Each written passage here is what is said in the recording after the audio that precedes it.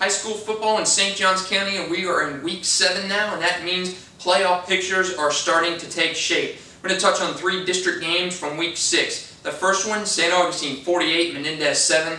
Big district win for Yellow Jackets, and I mean big. They had 48 unanswered points in that game after Menendez took a 7-0 lead, and St. Augustine really looks like it's a favorite to not only win the district once again, but make a push late into the state playoffs, if not maybe state championship game possibility. Nice falls behind, game behind Bartram Trail in its district. 27-20 Bartram win last week, and Bartram now 2-0 in district. So Nice really is going to have to make a late push to return to the postseason again. And Clay, a team to watch out for in Bartram Trail's district, they had a big win, 42-19 over Ponte Vedra. So Ponte Vedra 0-2 in the district, and probably right off its season in terms of playoffs right now. The Sharks can still actually finish with their best record they've ever had, but nonetheless, playoffs, a little bit of a reach right now for Ponte Vedra. St. Joseph continues to just take charge and shred teams up. The 31-6 win last week over Bell, and the Flashes 5-1, so a team not playing for anything in terms of district or state playoff, but the Flashes definitely have some pride to play for. They could easily finish 9-1.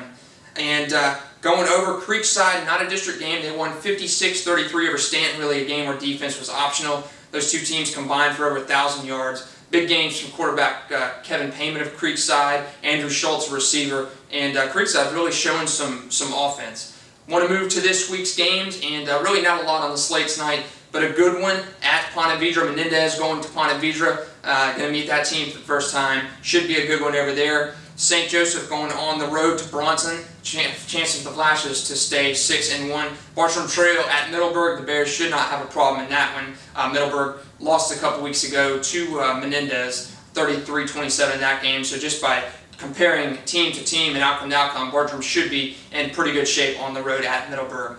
And last but not least, St. Augustine going to visit Nice. This game any other year is just off the charts in terms of hype. Not so much this year. The Yellow Jackets cruising along, second-ranked team in Class 3A in the state. Nice really just trying to scrap and take anything it can get. Nice's defense has really been one of the worst in North Florida this year from a statistical standpoint. Cannot stop the big teams and the big plays, and that's just exactly what St. Augustine does pretty regularly.